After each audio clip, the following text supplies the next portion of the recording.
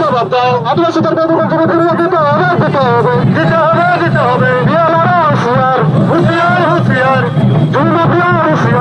হুঁশিয়ার হুঁশিয়ার আদিবাসীদের জমির উপর জমি মাফিয়া রাজ মানবো না আদিবাসীদের বর্গ থেকে উচ্ছেদ করা হচ্ছে কিনা তুলে নেবে জবাব দাও আদিবাসীদের জমি অবৈধভাবে দখল করা চলবে না। জমি রেজিস্টার হবে। আদিবাসীদের জমি অবৈধভাবে দখল করা চলবে না। অবৈধভাবে আদিবাসীদের জমি দখলকারীরা হুঁশিয়ার। অবৈধভাবে আদিবাসীদের জমি দখলকারীরা হুঁশিয়ার।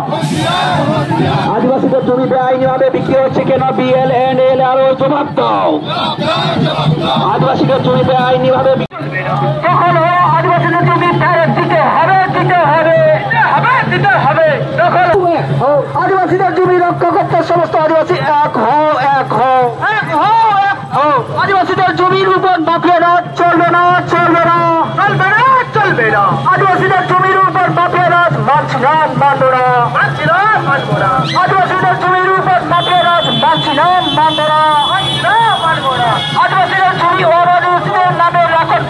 পারগানা মাননীয় গোপীন বর্মা মহাশয়কে আমি মঞ্চে আহ্বান জানাচ্ছি।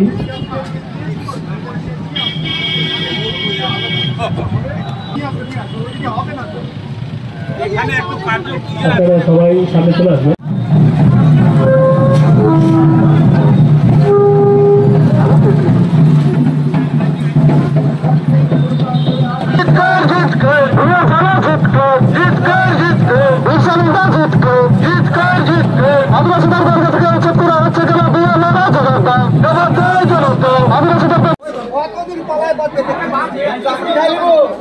और ऊपर के আছে বিদেশ করে আমাদের জায়গাগুলো আমাদের দিয়ে দাও আর আমরা কোথায় যাব আর ভিডিও দিয়ে এমনি করতে পারবে না ভিডিওর উপর আরো ভিডিও আছে তুমি তো করেছে তুমি একলাই করার ক্ষমতা নেই।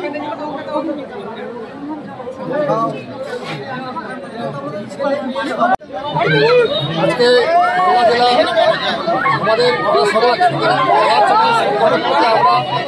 আমরা লোক নিয়ে এসে আজকে আমাদের আদিবাসীদের জায়গা জমি সমস্যা সবচেয়ে বেশি মালদা জেলার মধ্যে গাজল ব্লকে বেলারতে প্রচুর আদিবাসীর জমি দুর্নীতি হচ্ছে, আদিবাসী জমির উপরে মাফিয়া রাজ চলছে।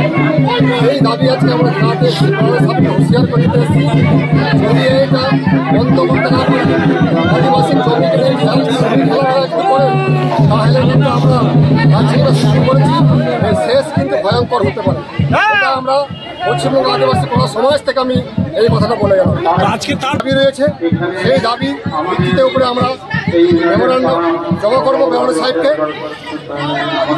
রয়েছে আমাদের এখানে বক্তৃতা রয়েছেন আমাদের ইউফা থেকে এসছেন অনেক প্রধানমন্ত্রী মালদা জেলা পশ্চিমবঙ্গ আদিবাসী করা সমাজের সম্পাদক।